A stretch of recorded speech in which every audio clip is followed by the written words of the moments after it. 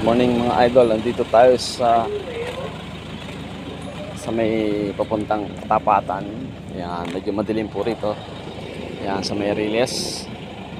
At ang oras po natin ay alas 4 ng madaling araw at mayroon tayong aksidente. Siyempre, andito ang CDRRMO 911 sa panguna po. Ating Mayor Dennis Den Nahain.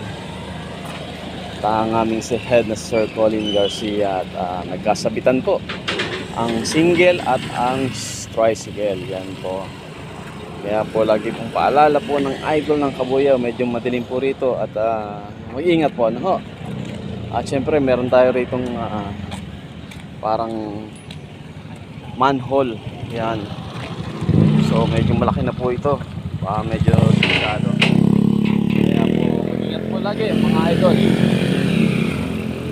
At lagi pong paalala ng idol ng Kabuyaw, lagi po mag-ingat at meron tayong pamilyang